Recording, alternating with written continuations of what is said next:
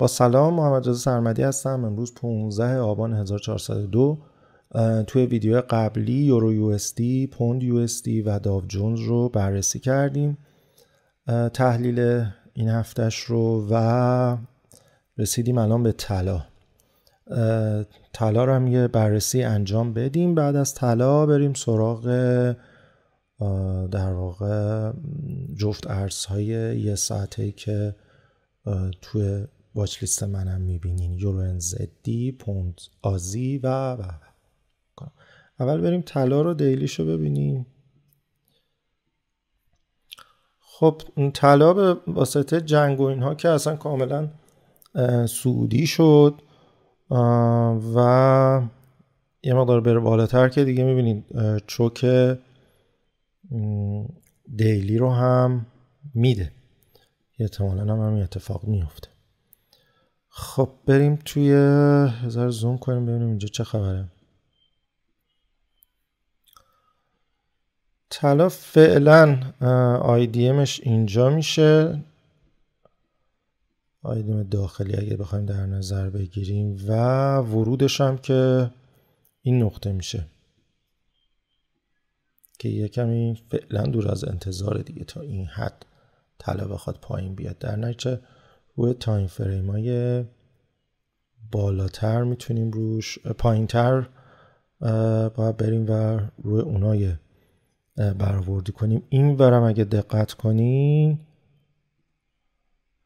اگر ما این جا رو در نظر بگیریم، اینجا هم خیلی زونه جذابی نیست، پس به خاطر همین احتمالاً طلا اگر اینجا رنج بزنه بعد به هر حال به سمت بالا میره. توی تایم 4 ساعته ما یه BOS داشتیم و ساختار همچنان سعودیه. طلا یکم سیل گرفتنش به نظرم توی شرایط جنگ ریسک، جز این که بخواین اسکلپی بگیرید و در واقع کوتاه مدت. خب خیلی کندله کلا جذابی نداره. من طلا که اصلا هفته پیش ترید هم روش انجام ندادم، اگه اشتباه نکنم یک دونه بود، اونم تو کانال گذاشتم اوایل هفته بود، وگرنه روش تریدی نکردم. اینجا ما توی 4 ساعته IDM داریم که IDM هاند شده، سینگل کندل رو ساخته و حالا دوستانی که با سینگل کندل وارد میشن اینجا میتونن دقیقا وارد شن. یه بار اومده واکنش داده، برگشته، دوباره اومده، احتمالاً هم بره سمت بالا. در واقع IDMش رو هاند کرده.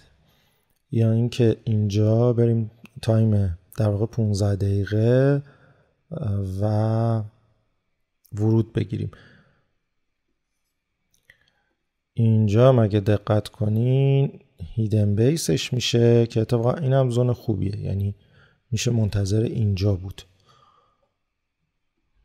اگر یو پرواز نکنه سمت بالا.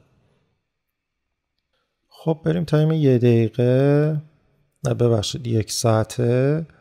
تو تایم 1 ساعته همچنان اونجا هم BOS داریم، اونجا هم IDM. ببینیم اینجا IDM، نه اینجا IDM بالاش بسته،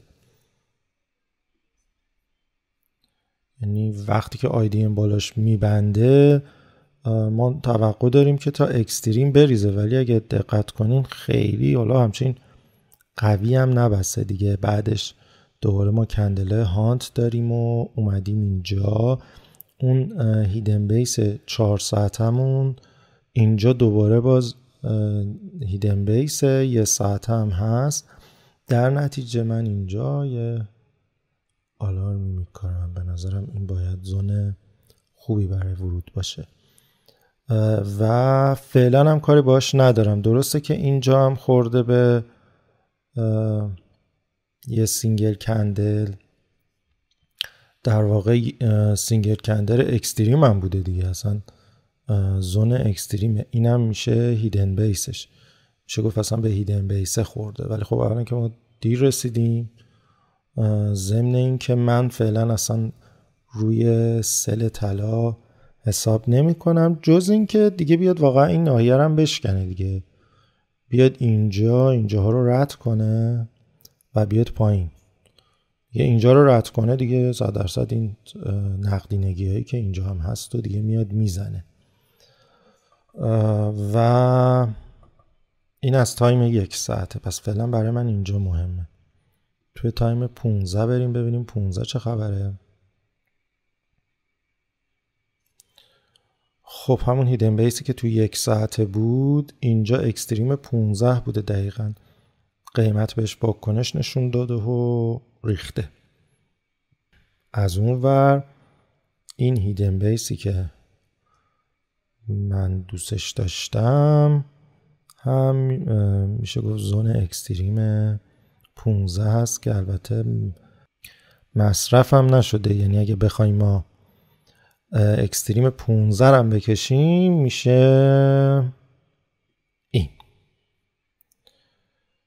خب پس این ناحیه خیلی ناحیه جذابی شد.